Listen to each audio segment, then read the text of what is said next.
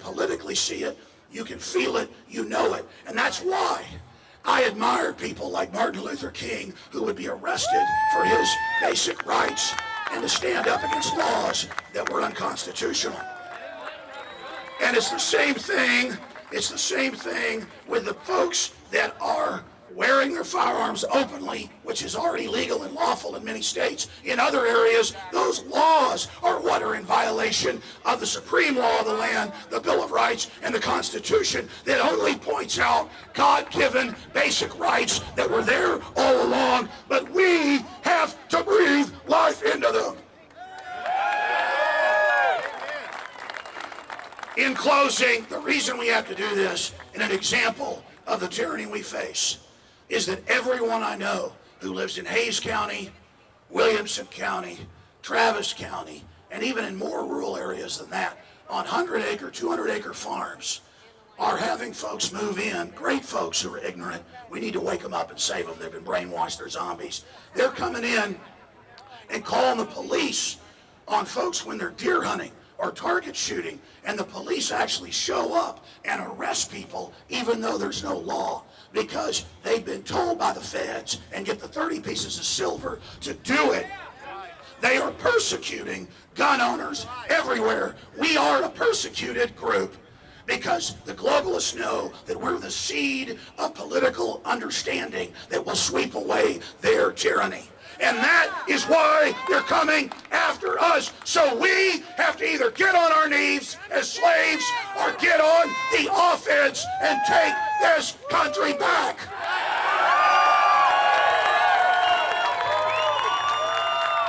Remember what Dianne Feinstein said.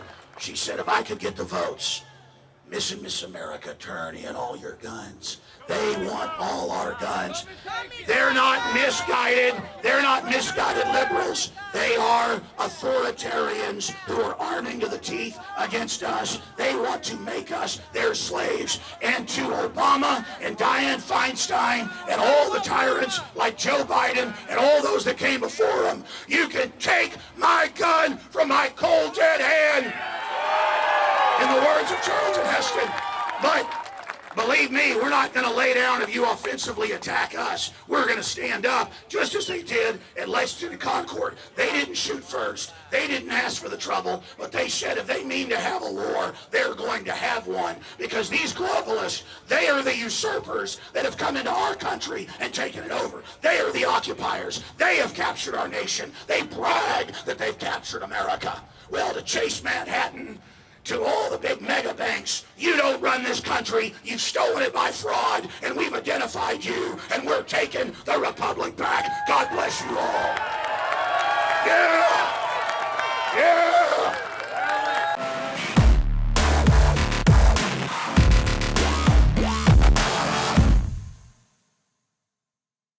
Another major health threat, this one in Toledo, Ohio, where everybody in the entire city has been told not to drink the water. Ohio's governor declaring a state of emergency. Did you know that the average person uses about 80 to 100 gallons of water at home every single day? If there's a water emergency, will you be prepared? Panicked residents forming long lines throughout the day. We're here at a supermarket in Toledo. You can see the shelves empty where water once was. To stay safe and healthy during a crisis, you must have access to safe, clean water. Water which will not be available at your local grocery store. There's a mad dash on right now to stock up on supplies. The ProPure Pro 1 G2.0 water filtration system is a must-have for every modern, independently minded household. Protect your family's safety during an emergency. Go to InfoWarsStore.com today to purchase your ProPure Pro 1 G2.0 water filtration system or call 1-888-253-3139.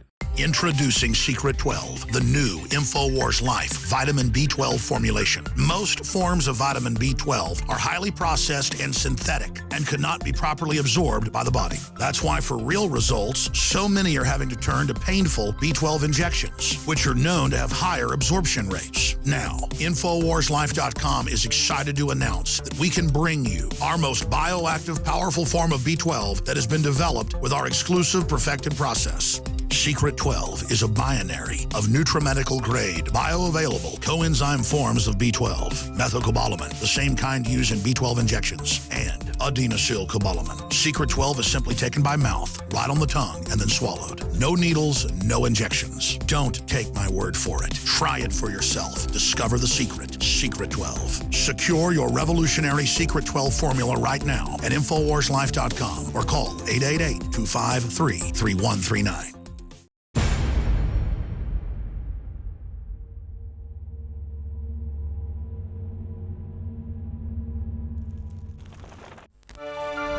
As all of your medical data begins to move online, is there a reason to be concerned about what these companies are going to be doing that are in charge of storing all of that data?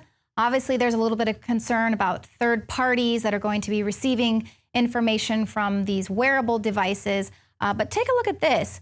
NPR highlighted this story this week. It's a key loophole in a medical privacy law. Now, this deals with a University of Oregon student who says that she was raped by 3 basketball players last year. She's suing the school after she says the university mishandled her assault. Now, the University of Oregon did find these 3 players responsible, and they kicked them off the team as well as they kicked them out of school.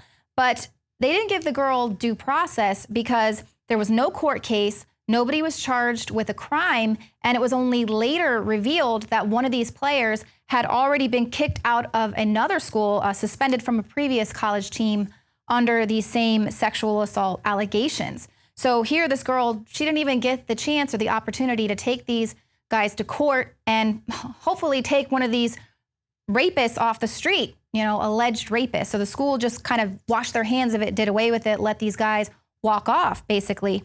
But those are just some of the reasons that the girl sued the school. But here is where the privacy issues come in. Now, the student who is suing the school, she got some therapy at the university's health clinic. And in preparing to defend itself against her complaint, the university got access to those records and then forwarded them off to their attorney.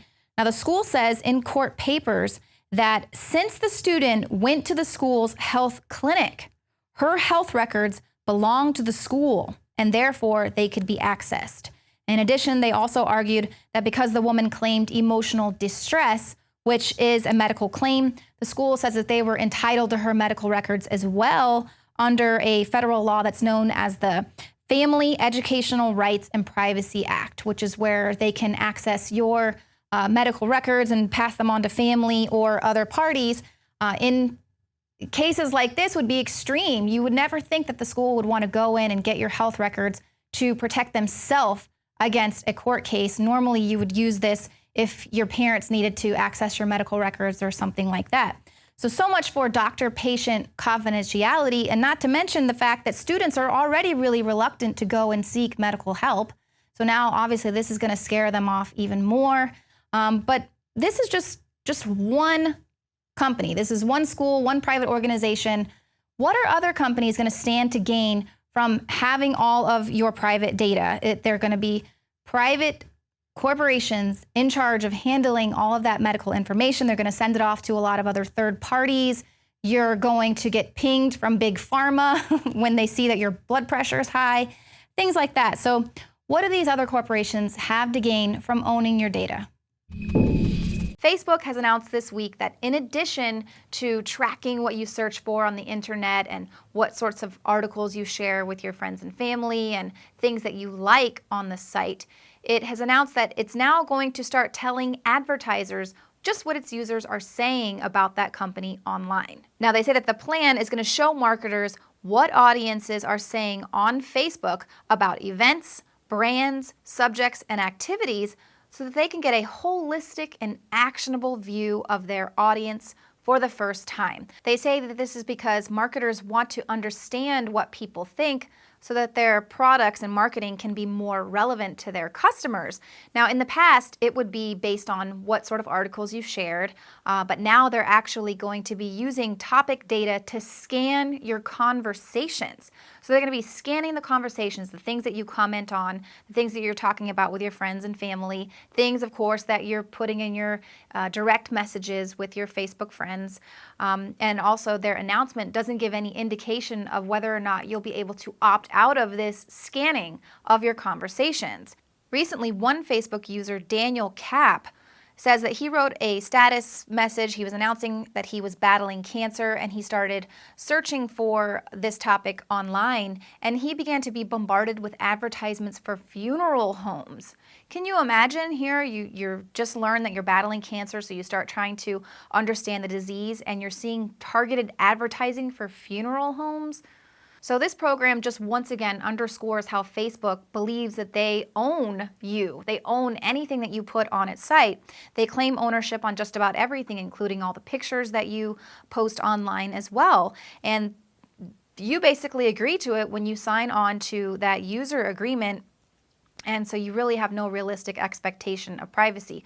Of course, Facebook's not the only one that's guilty of this. We reported just yesterday that people who are using Siri, Apple revealed that they too are collecting mass data, recording it, and transmitting this voice data to third parties. Samsung's smart TV is doing the exact same thing. Now, not to be outdone with exploiting all of this big data, Mattel, who of course makes children's toys, has just announced Hello Barbie. Hello Barbie is connected to Wi-Fi, and it uses speech recognition to communicate with kids. And they say they're just creating this Barbie in response to the call from young girls who say they would just love to be able to have a chat with Barbie. So now they talk to this doll, it records children's voices, and then it sends the data to the cloud, where that information can be stored for up to 2 years.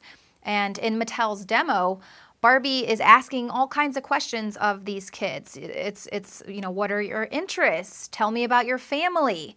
So of course, that's information that can be of great value to advertisers, and it can be used to market unfairly to children. And we already know that they market to children. They have a specific way that they line the cereal up on the grocery shelf. They know that if they put the cereal with the cartoon character's eyes angled up at the children, as the children are walking down the aisle, they're going to look down and say, "Mommy, I really want that cereal because it's talking to me," basically. So they have this down to a science. We already know how scandalous advertisers can be. So of course, they're going to exploit the information that they are gathering from your children who are just innocently playing with these dolls. But of course, this is in addition to all of the wearable devices that are being pushed. These things are going to track your data, let you know when you need to get up from your chair and start walking around more, let you know when your blood sugar is a little low or high, or hey, put that candy bar down, or you might need to make an appointment with your doctor. And a lot of people are really pumped about these wearable devices. We're seeing a lot of these coming up here at South by Southwest, which is going to be starting this week. And of course, when you sign up to use these Apple products and whatever kind of wearable devices are out there, you have to sign that user agreement that, yeah, your information can be shared with third parties. Now, here's one of the talks at South by Southwest, a conspiracy theorist guide to health tech. They say, what if buying junk food and not hitting your daily activity goal raises your insurance? What if your watch alerted Big Pharma that your blood pressure is too high? Just think about all the biometrics from wearables, implantables, and smart pills. Besides you and your doctor, who else could benefit from that data? What can they do with it? And how could it affect you? So obviously, we're just not the conspiracy theorists here at InfoWars talking about this. This is a huge international conference too that's talking about what could be the issue with this wearable technology. One of the big themes that we're going to be seeing at South by Southwest this year is big data, and specifically how companies who have these vast troves of data on all of their employees, how those companies can monetize all of that data that's just sitting there in their databases. So imagine if all of the makers of these wearable devices decide to go the route of Facebook. There's a lot of money to be made in that data. Imagine if they decide to go the route as Facebook and say that they own all of the data that they collect on you. You have to read the user agreement. It's all there. You consent to that when you decide to use their device. And of course, you're sending that information via Wi-Fi to these third parties. Now, Edward Snowden, who was a keynote speaker at last year's South by Southwest, warned developers there that they really need to be focusing on stronger encryption and ways to really protect their user data. But of course, it seems in contrast, they're moving toward exploitation. They don't want to protect all that information because There's so much money to be made off of all the data that these apps and wearable devices and different things are collecting about us. So we'll be at South by Southwest all week covering the action all the way from interactive to film and music.